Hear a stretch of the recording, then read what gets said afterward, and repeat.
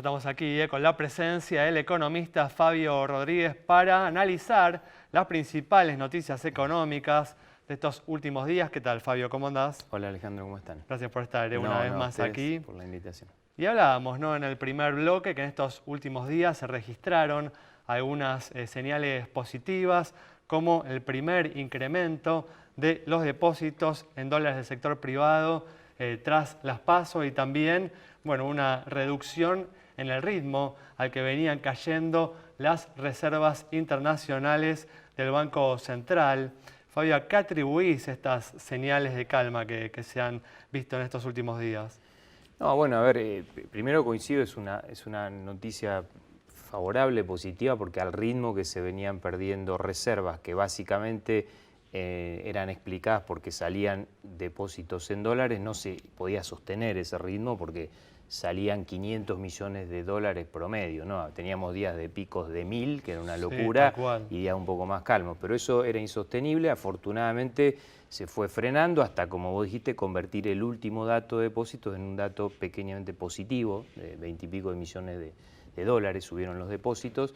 Lo atribuyo básicamente a que los controles, obviamente es una medida dura que tiene sus consecuencias y daños colaterales en otros aspectos del mercado financiero, pero obviamente están destinados, ¿no? Claro, restricciones cambiarias que están destinadas a justamente poder sostener el tipo de cambio oficial sin perder tantas reservas. El hecho de tener 2 semanas o más con el tipo de cambio oficial estabilizado en torno a 58 el minorista, un poco más, 56 el mayorista, es lo que creo que trajo parte de la calma y la actitud también de las entidades financieras, cuando estábamos en el momento más álgido, más complicado, de poner a disposición y demostrar que los dólares realmente estaban y están. Tal cual, tal cual. Lo que pasa es que cuando suceden estas situaciones de cierta irracionalidad o de cuasi pánico, bueno, es difícil, la gente quiere verificar que sus dólares están y los quiere tocar, llevárselos hasta quedarse tranquilos e inclusive quizás después volverlos a depositar. Por suerte estamos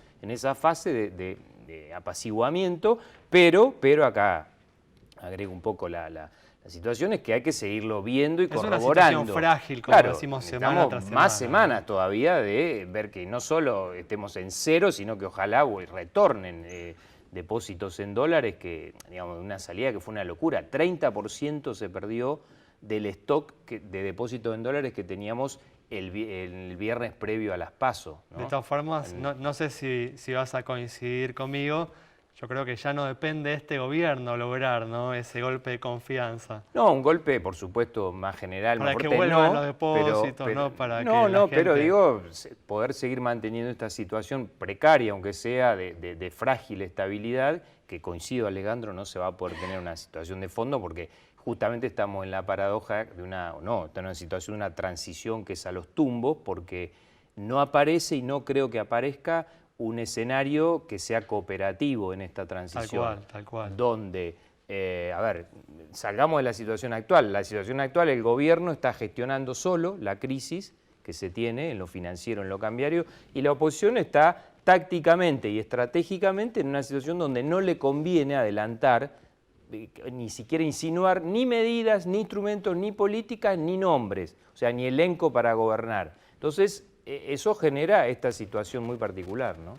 Tanto es así, Fabio, que el candidato a presidente, Alberto Fernández, señaló, ¿no?, en los últimos días que no le parece positivo el debate presidencial, ¿no? Justamente tiene que ver con esta intención aparente, ¿no?, de él de ocultar lo más posible cuáles son los planes que tiene, Sí, ¿no? sí, ocultar, pero no hay incentivos para revelarlos porque, bueno, todavía se está en el momento de la competencia electoral y, bueno, la actitud la hemos visto y las manifestaciones son, bueno, gobierna obviamente el oficialismo y tiene su turno hasta el 10 de diciembre y en todo caso, después del 27 sí, creo que pueden aparecer más incentivos si finalmente se consagra lo que la mayoría creemos por los números que hicieron en las PASO, la presidencia de Alberto Fernández, sí, quizás después del 27 acelerar un poco más en el sentido de rumbo que podría tomar la gestión o el modelo económico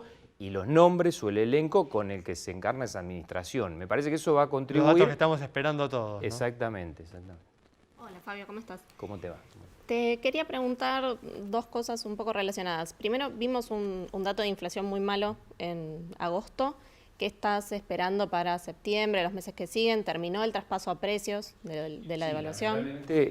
No va a ser el peor dato, vamos a tener peores datos por lo menos en el mes que estamos transcurriendo, y básicamente producto de que el efecto pleno de la devaluación pegó sobre la segunda mitad del mes de agosto, y como la inflación se computa como un promedio del mes, el efecto sí lleno o pleno lo vamos a tener en el mes de septiembre, donde inclusive ya hay algunos datos adelantados. Los primeros 15 días de septiembre con respecto a los primeros 15 días de agosto ya están arriba del 5%, ¿no? Lo cual me parece que es una inflación bien complicada, va a ser la de septiembre, a lo que, bueno, ustedes agregaban y hablaban sobre el efecto ahora también, lamentablemente, que coincide esta decisión de tener que soltar el precio de la nafta, que eso obviamente es una presión indeseada sobre lo que va a ser el índice de septiembre, ¿no?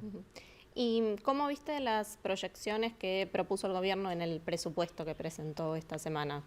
¿Las ves posibles, probables, aspiracionales? Realmente me parece que son bosquejo muy preliminar sobre la necesidad de, te diría, cumplir con la formalidad, que presentar algún número con la fecha que impone la normativa, pero veo como un tema que tiene que pasar a ser un debate ya prácticamente de cara al nuevo gobierno, donde obviamente tendrá mucho que ver con qué tipo de política económica, programas y demás, en la parte más importante, lo fiscal, lo monetario, lo cambiario, se lleven adelante, y en base a eso me parece tener números que respondan a la orientación de política económica que va a tener el nuevo gobierno, ¿no?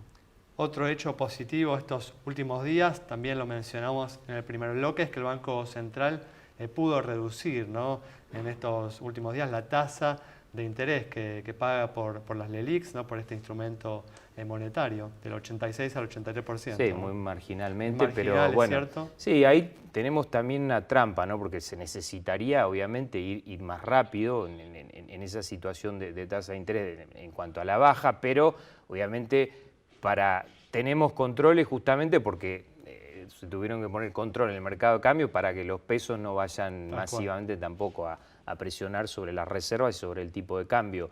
Ahí tenemos un problema, seguimos teniendo un problema que también se hace extensivo a lo que pasó con el refinanciamiento, reperfileamiento de letras, ¿no? Porque eso dañó severamente las posibilidades para el propio sector público de volver a tener crédito. Sí, entonces hoy, si hubiera pesos de mayoristas, de empresas que quisieran tomar algún instrumento en moneda local, prácticamente es imposible, porque el repudio a las LECAP, como se llaman técnicamente este instrumento de deuda corta en nuestra moneda, quedó absolutamente vapuleado. Entonces ahí hay un problema, porque esos pesos que puedan tener empresas, inversores grandes y demás, van a seguir presionando las cotizaciones alternativas que tiene el tipo de cambio, como la llamamos contado con liquidación o dólar blue o lo que sea. Y eso es un problema, porque esa brecha va a ser la magnitud diaria que se va a ir mirando de la profundización o no de la confianza o de la desconfianza, ¿no? Y el indicio de cierta expectativa de evaluación para el futuro, ¿no? Muy bien, Fabio, muchas gracias. Nos vamos rápidamente, nos quedamos sin tiempo, ¿eh? Nos reencontramos